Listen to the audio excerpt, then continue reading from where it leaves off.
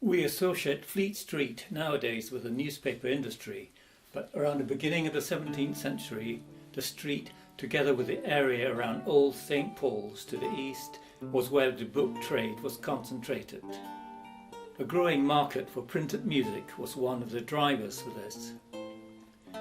The piece I'm playing in the background was stuck on at the end of Dowland's second book of songs, which is the first book of music of any kind to be published on Fleet Street.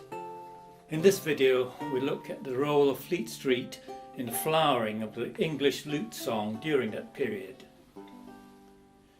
Dowland's second book was published in 1600 by one George Eastland to be sold at his house on Fleet Street. We don't know where Eastland's house was exactly, but it was probably around where number 56 is today, between the two churches, St. Dunstan and St. Bride. I should point out that the book was actually printed on Aldersgate Street, north of the city wall, by Thomas East. In general, the publisher, often a bookseller, acquires the rights to a work and pays a printer to have it printed, and then sells the printed copies, hopefully to make a profit. Traditionally, the printer usually retains the rights to reprint the work later. Sometimes the composer will act as a publisher, often relying on the generosity of a dedicatee to help pay for the printing. A printer might also take on the publishing role themselves.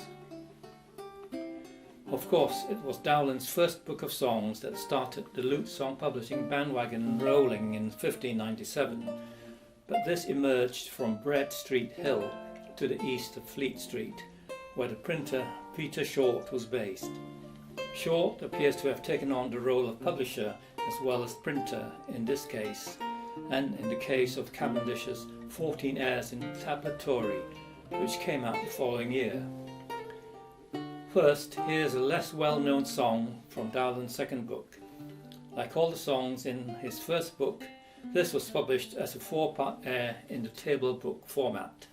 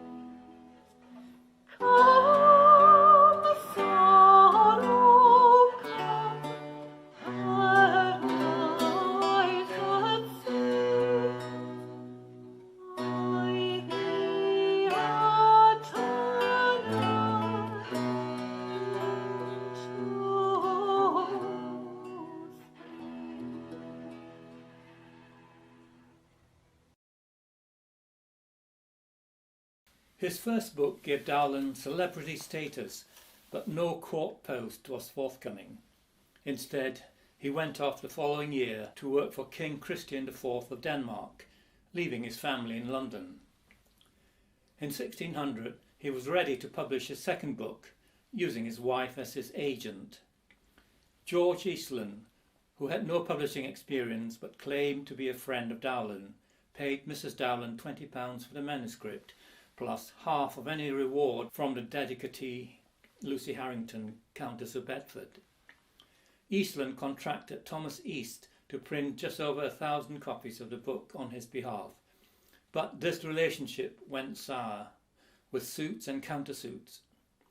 After the runaway success of the first book, which went into several reprints over 16 years, the expected market for this one didn't materialise.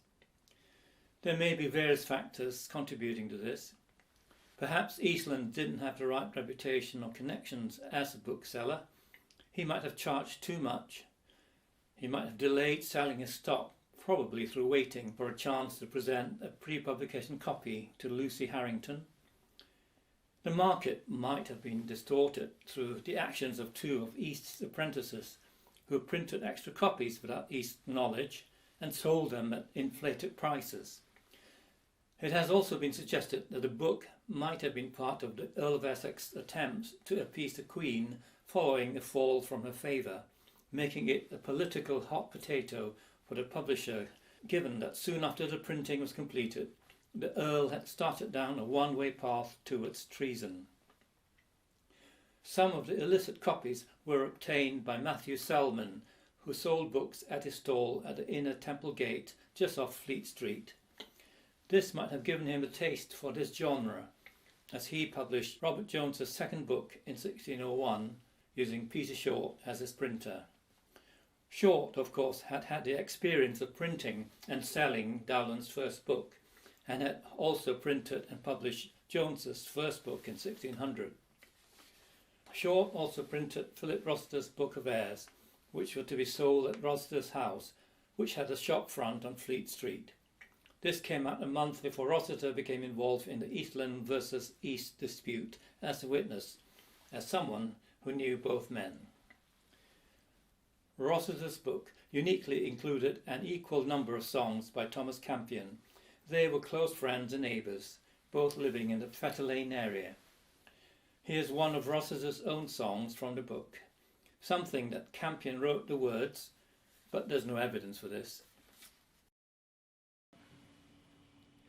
Whether men do laugh or weep, whether they do wake or sleep, whether they die young or old, whether they feel heat or cold, there is underneath the sun nothing in true earnest done.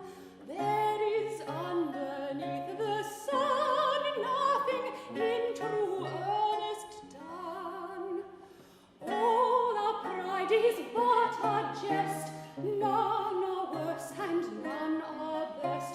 Grief and joy and hope and fear play their pageants everywhere.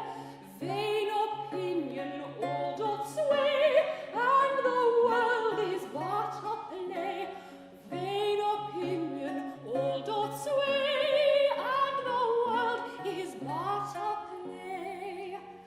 Powers above in clouds do sit, mocking up who apish wit, that so lamely with such state their high glory imitate. No ill can be felt but pain, and that happy men disdain. No ill can be felt but pain, and that happy men disdain.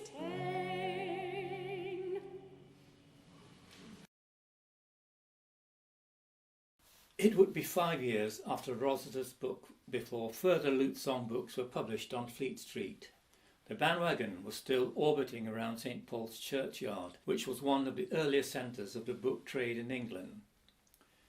In 1603, Dowland sent a manuscript of his third and last book to Peter Short to get it printed. This time he involved Thomas Adams, who had a bookstall in St. Paul's Churchyard, to act as publisher. The first reprint of his first book also appeared soon afterwards, but with Short's wife named as a printer. He died around then. Queen Elizabeth died a month after the book entered into the Stationers' Register. This change in the top management spurred Dowland to try again for a job in the English court. But the fact that the new Queen, Anne of Denmark, was the sister of his employer probably worked against him. Poaching her brother's prize lutenist wasn't a good idea. Dowland dedicated his Lacrimé collection to her. It's possible that she paid for the printing, as Dowland appears to be the publisher, and the book was to be sold at his house in Fetter Lane, and this is the first time that we see a reference to this. The book was printed around 1604 by John Windet. He was based at Paul's Wharf, near the river down from St. Paul's. Windet was a new entry on the lute song scene. In 1604 he also printed and published Thomas Greaves' Songs of Sundry Kinds. This was the first lute song book by a provincial lutenist. Greaves was probably from Derbyshire and worked for Sir Henry Pierpont near Nottingham. Windet followed this the next year by printing Robert Jones's Ultimum Vale, this time for Simon Waterson at St. Paul's Churchyard. It's interesting to note that Robert Jones's series of books appear to mirror that of Dowland to some extent. He even declared his third book, Ultimum Vale, as his final publication, just as Dowland did with his third. Neither turned out to be the case. During this period, Thomas East on Aldersgate Street, who printed Dowland's second book, printed just two more lute song books, both by provincial composers. The book by Francis Pilkington of Chester appears also to have been published by East himself. John Daniel's book of 1606, which he wrote probably while working in Oxfordshire, was published by Thomas Adams, who had earlier published Dowland's third book. In 1606, the lute song bandwagon settled in Fleet Street. The churchyard of St. Dunstan in the west, at the corner of Fetter Lane and Fleet Street, was another focal point of the book trade. One of the booksellers there was John Brown, who specialised in music books. He began publishing a series of lute song books printed by John Windet. The first of these was John Coprarius' Funeral Tears, which broke new ground in several respects. It was the first published song cycle comprising 7 elegiac duets for soprano and alto. It was in tribute to Charles Blount, the Baron Mountjoy, Earl of Devonshire. No author is given for the text.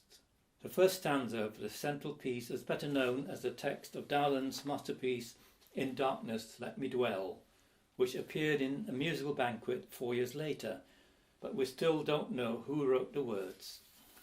Here's the first stanza of Coprario's version.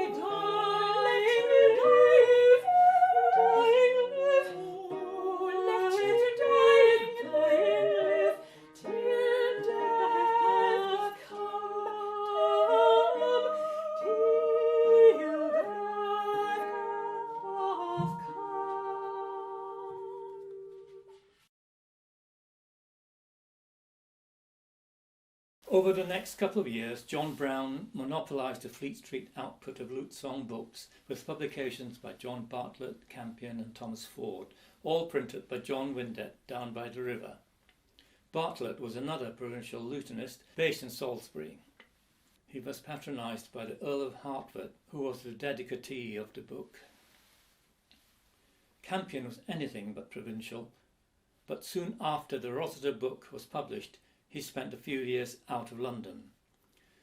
As a gentleman amateur, he was not in a position to exploit the kudos that the book might have brought him, so he went to Caen in France for a few years to get a medical degree in order to earn a living, probably spending the last of an inheritance that had afforded him several carefree years at Cambridge and Gray's Inn.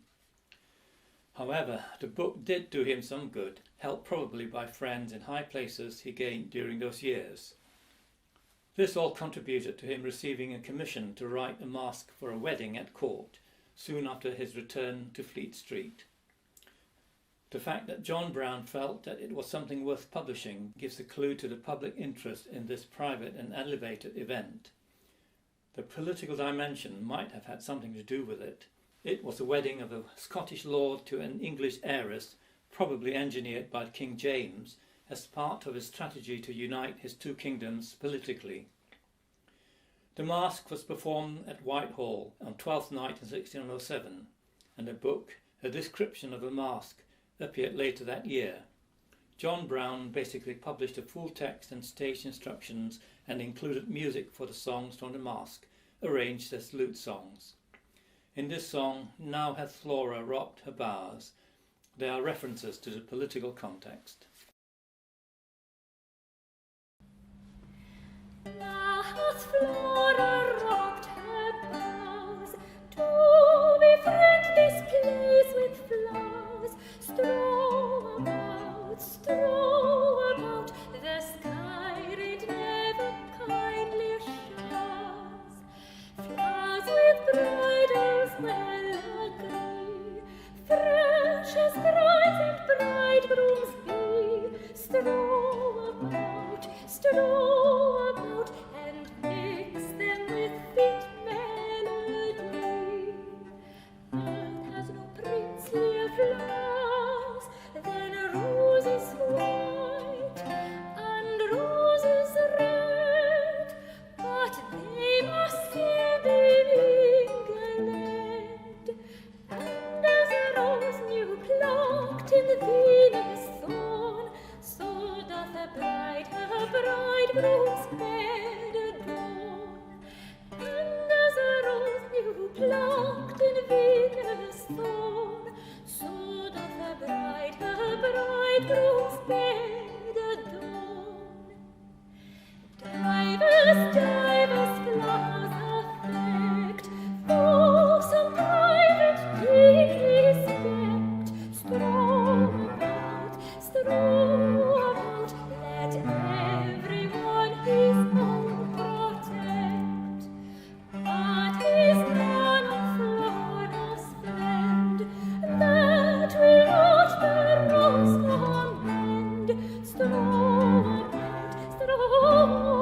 about, let princes princely flowers defend.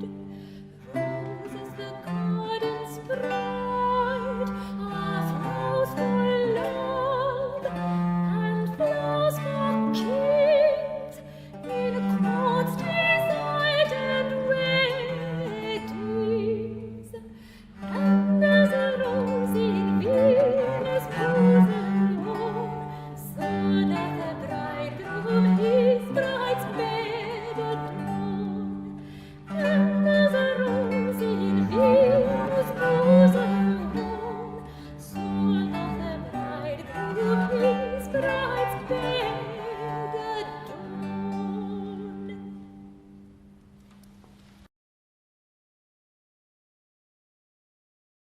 Also in 1607, John Brown published Thomas Ford's Music of Sundry Kinds. All we know about him was that Sir Richard Weston might have been a patron. The book was dedicated to him.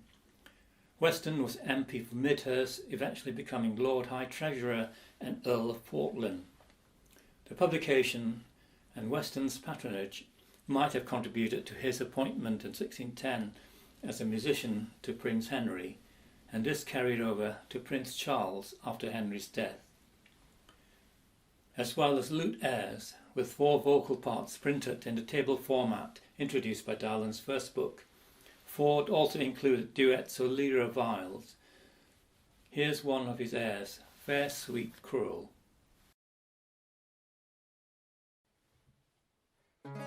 Fair, sweet, cruel, why dost thou fly me?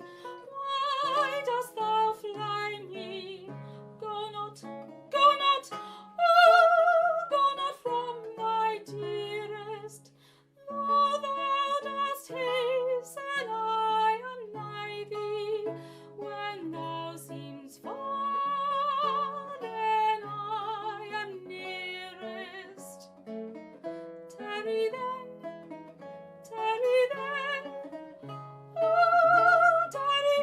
oh, tarry then, and take me with you. Tarry then,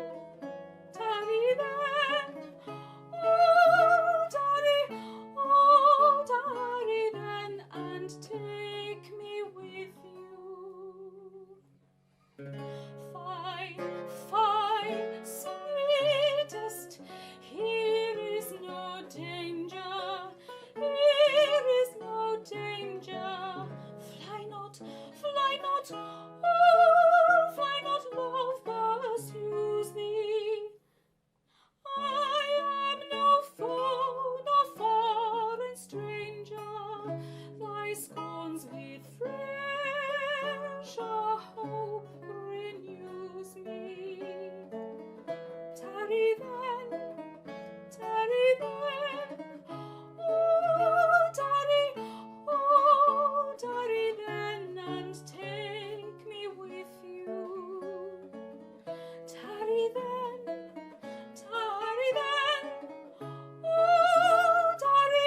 oh, tarry then, and take me with you.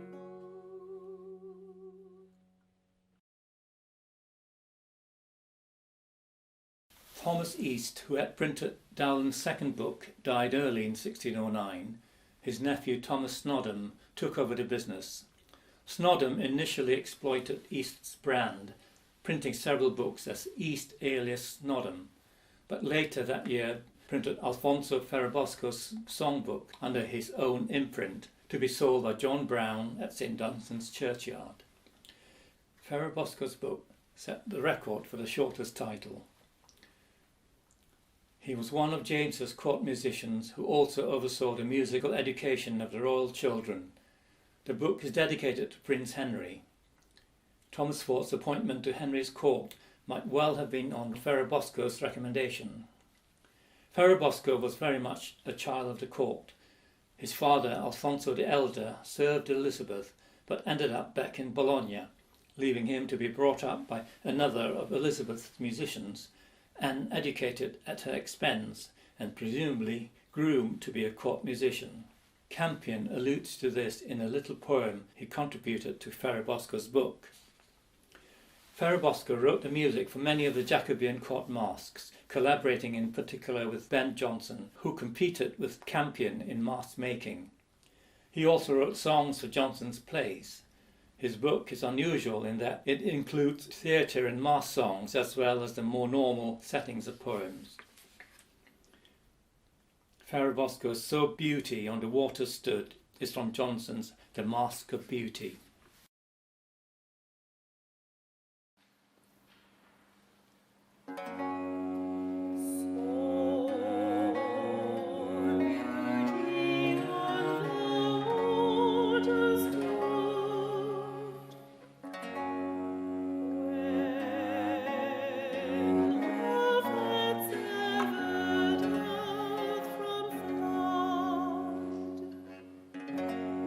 So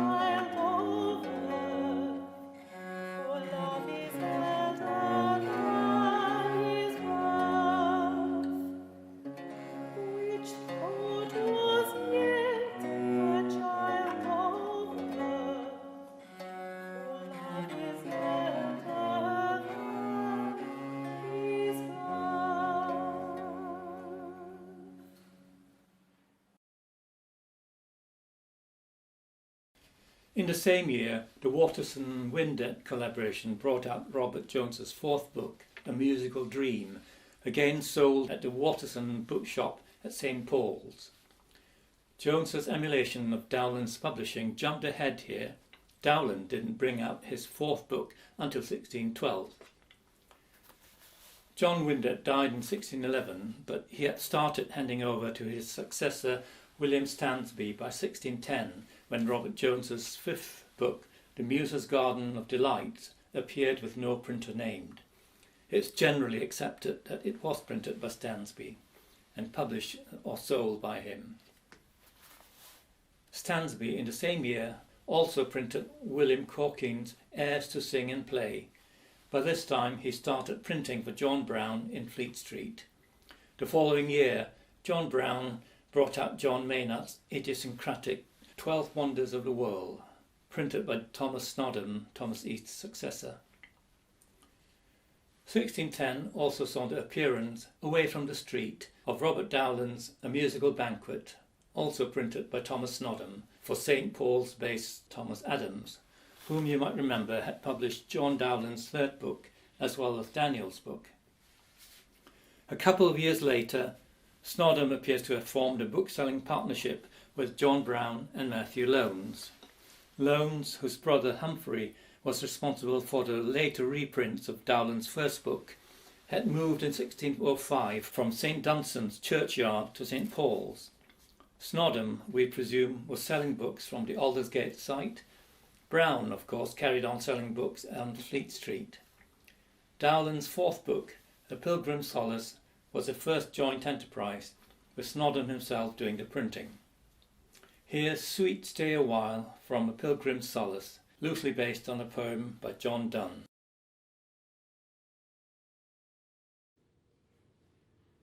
Sweet stay a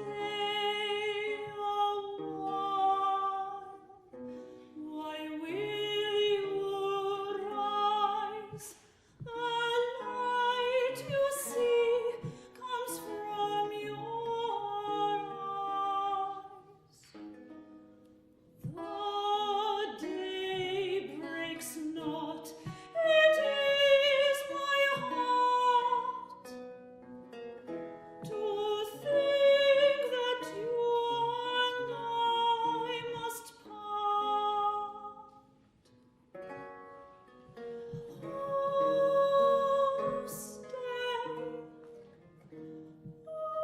stay, or else my joys must die and perish in the infancy.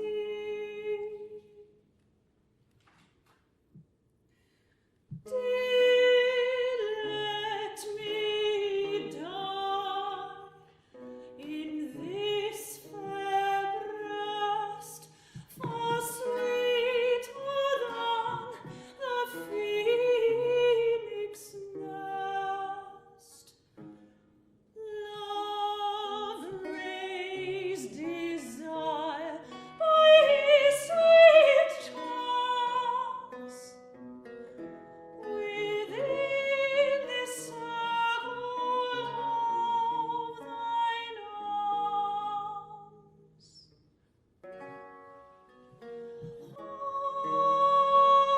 and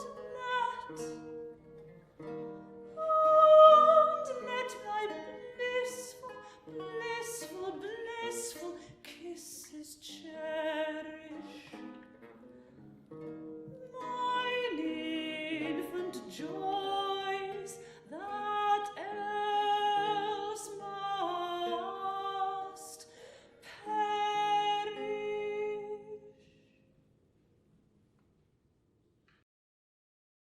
1612 was a special year for Dowland. As well as publishing The Pilgrim's Solace, his final lute song book, he at last got his long-coveted post at the English court. For the country as a whole, though, it was a tragic year, with the totally unexpected and much mourned death of Prince Henry. Among the many outpourings of published grief came another song cycle by John Caprario, who was one of Henry's musicians, this time with song texts by Campion. Songs of Mourning bewailing the untimely death of Prince Henry was published by Browne in 1613, probably printed by Snodham. O Grief was the first of the 7 in the cycle, addressed to the grieving father James.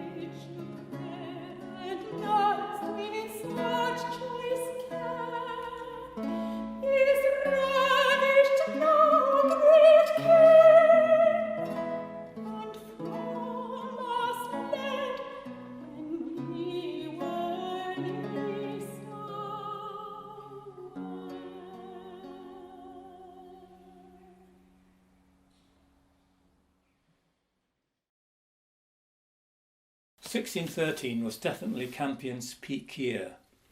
As well as the Songs of Mourning, he wrote 2 further masques, one for the postponed wedding of Princess Elizabeth to Frederick, Count Palatine, and for the scandal-ridden one for the Earl of Somerset to Francis Howard. The music for the royal wedding masque did not get published, although one of the songs was tagged on to the end of the book of the Somerset Masque, which was published by Lawrence Lyle in St. Paul's Churchyard. Campion had also got round to publishing some of his songs on his own. His first and second books of songs were published as a single volume, undated but probably during 1613, by the Browne-Lone-Snodham partnership, and sold by Browne on Fleet Street as well by the others to the east. The Lute Song publishing bandwagon was beginning to lose steam by this stage. Only Thomas Snodham appeared still to be in the game. He published the last 3 books without naming a publisher. We can only presume they were sold from his Aldersgate premises. The last of these was John Atty's first book of Ayres, which finally brought the bandwagon to a halt in 1622. The other 2 brought Campion's remarkable publishing profile to a close. His third and fourth book of Ayres appeared in 1617, and in the following year there was also Mason and Ersden's Ayres that was sung and played at Brougham Castle, which was attributed to him. These two take the tally of lute song books involving Campion in some way to 14 out of the 30 or so published since 1597. This makes him the most influential of the lute song composers. We'll end with a song from Campion's second book, which was the last lute song book ever to be published on Fleet Street itself.